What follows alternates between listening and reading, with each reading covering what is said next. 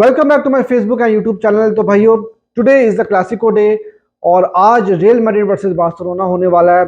और आज की वीडियो में हम लोग इसी गेम का प्रीव्यू करेंगे। तो वीडियो को आखिर तक जरूर देखिएगा और मेरे यूट्यूब चैनल को भी सब्सक्राइब कर लीजिएगा और मुझे फेसबुक पे और इंस्टा पे फॉलो भी कर लीजिएगा। तो यार देखो, इस बात से कोई फर्क नहीं पड़ता कि रियल मैड्रिड ने अभी दुनिया की सबसे best football club Manchester city को हराया है और क्वालिफाई किया है यूसीएल के सेमीफाइनल के लिए। और इस बात से भी कोई फर्क नहीं पड़ता कि बार्सिलोना पीएसजी से होम पर बुरी तरह से 4-1 हारी है, क्योंकि ये जो गेम होता है ये एक अलग ही फ्लेवर का गेम होता है, अलग ही कॉन्टेक्स्ट में खेला जाता है।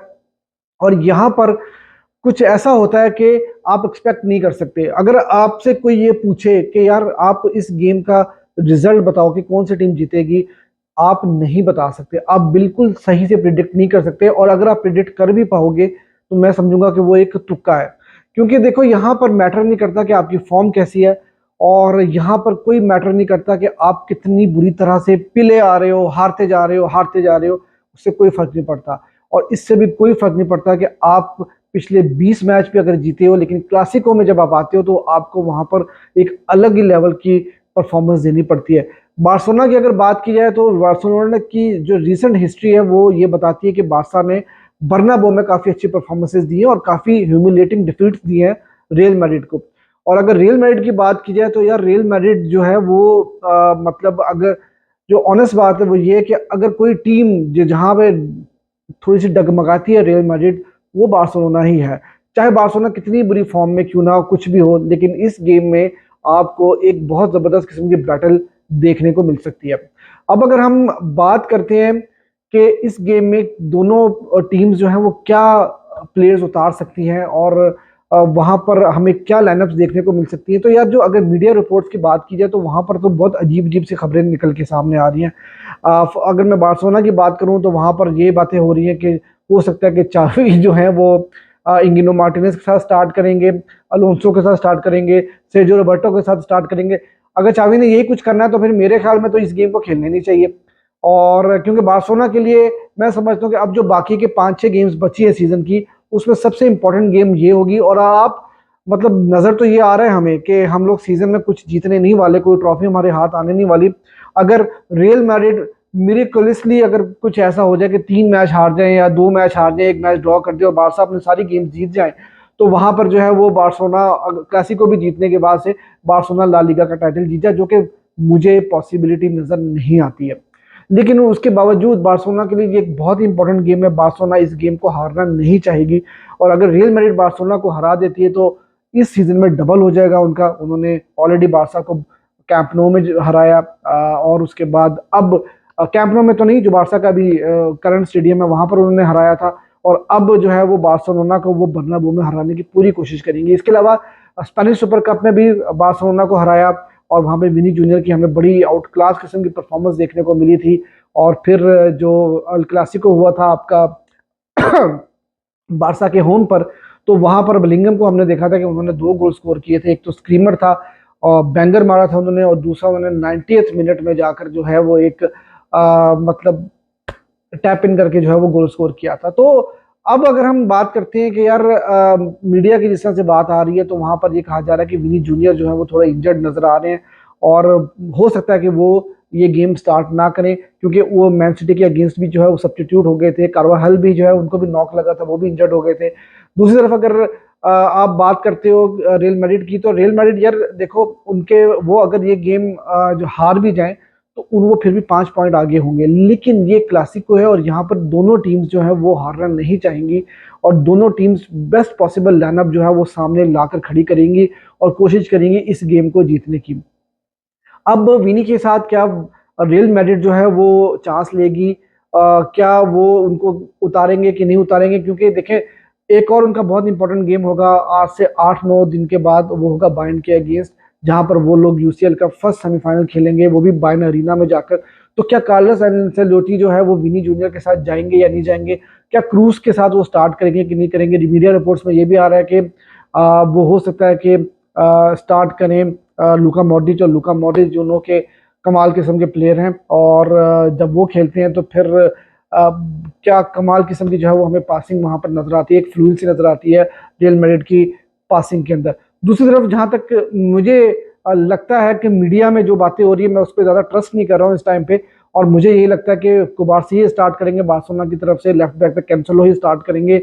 और अब जो मिडफील्ड है वहां पर थोड़ा सा जो है वो मुझे ऐसा लगता है कि शायद शायद चावी ने स्पेशली पीएसजी का जो अवे गेम हम सॉरी होम गेम जो हमने खेला है, तो वहां पर मैंने आपको पहले भी कहा था वहां के प्रीव्यू में कि जब फ्रैंकी डियोंग, पेड्री और गुंडोगन खेलते हैं तो वहां पे बार्सिलोना की मिडफील्ड जो है ना वो थोड़ी सी वर्नेबल होती हुई नजर आती है। स्पेशली हम लोगों को अटैक बहुत आसानी के साथ पड़ते हैं। तो मुझे ऐसा लगता है कि हो सकता है कि चावी इस गेम को पेड्री के साथ स्टार्ट करें लेफ्ट विंग के ऊपर, हो सकता है कि वहाँ रफीनिया के साथ शायद स्टार्ट ना करें, क्योंकि यहाँ पर गेम होने वाली है मिडफील्ड बैटल की। जो मिडफील्ड बैटल जीतेगा मेरे ख्याल से वो ये गेम भी जीत जाएगा। और उसके बाद हो सकता है कि पिवट पोजीशन के ऊपर क्रिस्टियनसन को स्टार्ट कराया जाए, फ्रैंकी डियोंग हो और गुंडोगन जो हमें मिडफील्ड में खेलते हुए नजर आए। फॉरवर्ड लाइन में आपके पास हो सकता है कि लेवेंडोस्की, ऑब्वियसली लेवेंडोस्की स्टार्ट करेंगे, और राइट पे आपको रफीनिया की जगह लामीन यमाल जो है वो स्टार्ट करते हुए नजर आएंगे। तो मुझे ऐसा लगता है कि गेम कंट्रोल करने के लिए हो सकता है कि पैड्री को स्टार्ट कराया जाएगा लेफ्ट विंग के ऊपर, और वो थोड़ा सा इंटीरियर होकर खेलेंगे और वो लेफ्ट साइड के ऊपर ज्यादा आपको खेलते हुए नजर आएंगे। और इसको आप एक तरह से ये भी कह सकते हैं कि 4 की मिडफील्ड के साथ भी बार्सिलोना उतर सकती है, ऐसा मुझे लगता है। और मुझे लगता है कि बार्सिलोना को कुछ इसी तरह की जो है वो टीम उतारनी चाहिए, ताकि बार्सिलोना जो है वो एक तो बॉल लूज ना करे, और बार्सिलोना जो है वो उनके पास एक क्रिस्टियनसन जैसा प्लेयर हो जहां पर आप रियल मैड्रिड का जो है वो अटैक रोक सकें। क्योंकि देखें पिछला गेम जब हम लोग स्पेनिश कप में हारे थे, वहां पर विनी जूनियर ने जो आपको उड़ा के रख दिया था, पहले हाफ में आपका बुरा हाल हो गया था वहां पर। तो अब जो क्लासिको में मेन चीज होती है वो ये होती है कि रियल मैड्रिड का आपने काउंटर अटैक कैसे रोकना है। रियल मैड्रिड ने अभी मैनचेस्टर सिटी के अगेंस्ट पूरे 120 मिनट जो है वो डिफेंड किया था। उनको उन्होंने एक ही मौका ऐसा बनाया था, उन्होंने उसके ऊपर गोल स्कोर कर दिया था। तो उनका जो जो उनका काउंटर अटैक है वो बहुत ही लीथल है, और उसको आपको कैसे रोकना है ये एक समझने वाली बात है। अगर आप इसको रोकने में कामयाब हो जाते हो तो आप गेम जीत सकते हो, ऐसा मेरा मानना है। और आप हाई लाइन नहीं ज्यादा खेल सकते, क्योंकि हमने स्पेनिश सुपर कप में बहुत ज्यादा हाई लाइन खेला था, वहां पर एक थ्रू पासेस निकले थे, और विनी जूनियर आप जानते हैं कि 1-on-1 सिचुएशन में बहुत ही कमाल किस्म के प्लेयर हैं। तो इस तरह अगर विनी जूनियर को स्टार्ट कराया जाता है या रोड्रिगो को, तो ऑब्वियसली स्टार्ट करेंगे। और इन दोनों में एक जो बड़ी अच्छी चीज कार्लोस एंcelotti ने अभी लेटली इस पूरे सीजन में इंट्रोड्यूस किया है वो ये है कि इन दोनों की जो पोजीशंस हैं वो स्विच कर जाते हैं। तो वहां पर मुझे ऐसा लगता है कि आपको इनका काउंटर अटैक अगर रोकने तो आप बहुत ज्यादा हाई लाइन नहीं खेल सकते और इनको ज्यादा स्पेसेस नहीं दे सकते। और ये काम हमने किया है, हमने पीएसजी के अगेंस्ट ये काम किया है। वहां पर अम्बापे थे, हमने अम्बापे को खामोश करा के रखा पहली लेग में भी और दूसरी लेग में भी। उन्होंने ठीक है एक पेनल्टी में गोल स्कोर किया और आखिर में एक गोल स्कोर जरूर किया, लेकिन अम्बापे को हमने रोक के रखा था। अगर आप अम्बापे को इन 2 गोल्स उनके निकाल दें तो अम्बापे आपको कहीं भी पूरी मैच में नजर नहीं आए। तो बार्सिलोना को जो है वो डिफेंस लाइन में जो है एक तो कुंदे के साथ स्टार्ट करना है और के साथ स्टार्ट करना है, और यही स्टार्ट करेंगे ऑब्वियसली, क्योंकि अगर पोजीशन स्विच भी करते हैं रोड्रिगो और विनी जूनियर तो ये ही दोनों प्लेयर हैं ऐसे जो कि इन दोनों को रोक सकते हैं, और ऑब्वियसली कुबारसी जो है वो इनका साथ देंगे। तो ये मेरा मानना है कि बार्सिलोना को इस तरह की लाइनअप जो है वो उतारनी पड़ेगी, और बार्सिलोना को मिडफील्ड को कंट्रोल करना पड़ेगा। अगर आपने मिडफील्ड को कंट्रोल कर लिया, चांसेस हम बनाते हैं, नो डाउट हम लोग चांसेस काफी ज्यादा बना रहे हैं, हमारा एक्सजी बहुत अच्छा रहा है, लेकिन हम लोगों का प्रॉब्लम ये है कि हम लोग चांसेस को कन्वर्ट नहीं करते। अब देखना ही होगा कि जो मैंने लाइनअप बताई है तो क्या चावी उसी लाइनअप के साथ उतरते हैं या चावी का कुछ और प्लान होगा। वो जो फिलिक्स से उतर सकते हैं, रफीनिया के साथ उतर सकते हैं लेफ्ट विंग के ऊपर, और मिडफील्ड में हो सकता है कि फिर से चावी जो है वो पैड्री के साथ, फ्रैंकी डियोंग के साथ और गुंडोगन के साथ हो सकता है स्टार्ट करें। लेकिन मुझे ऐसा लगता है कि अगर इन तीनों के मिडफील्ड ने स्टार्ट किया तो बार्सिलोना को फिर मार पड़ सकती है। तो मुझे इसलिए मतलब मैं यही समझता हूँ कि आपको क्रिस्टियनसन को जरूर रखना चाहिए। ठीक है उनकी बॉल प्लेइंग एबिलिटी नहीं होगी इतनी अच्छी, लेकिन आपको काउंटर अटैक रोकने के लिए वहां पर एक ऐसा बंदा चाहिए जो डिफेंसिवली जो है फिजिकली स्ट्रांग भी हो और वो आपको अच्छा डिफेंस को सपोर्ट भी करके दिखा सके। तो अगर आप बात करते हो प्रिडिक्शन की, तो यार ऑनेस्टली इस गेम को प्रिडिक्ट करना बहुत ज्यादा मुश्किल है। नो डाउट 120 मिनट की गेम खेली है, रियल मैड्रिड ने पूरा एग्जॉस्ट हो गए होंगे वो। बार्सिलोना ने एक दिन पहले गेम खेला था, बार्सा को थोड़ा एडवांटेज ये मिला कि थोड़ा सा रेस्ट जरूर मिला होगा, लेकिन रियल मैड्रिड मेंटली बहुत ज्यादा स्ट्रांग है, स्पेशली सिटी को हराने के बाद उनका मोराल बहुत हाई है।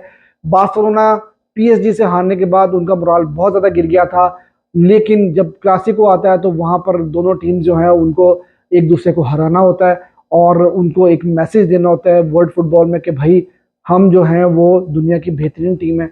और बार्सिलोना भी यही चाहेगा कि इस सीज़न को एंड करते हुए वो रियल मैड्रिड को हराए, और अगर वो रियल मैड्रिड को हराने में कामयाब हो जाती है तो जो मीडिया में बहुत सारी परसेप्शंस आ रही हैं, मीडिया में बहुत सारी बातें आ रही हैं, उस चीज़ को जो है वो ख़त्म करने में बार्सिलोना कामयाब हो सकती है। अगर प्रिडिक्शन की बात की जाए तो मुझे ऐसा लगता है कि ये गेम 2-2 से ड्रॉ होगी।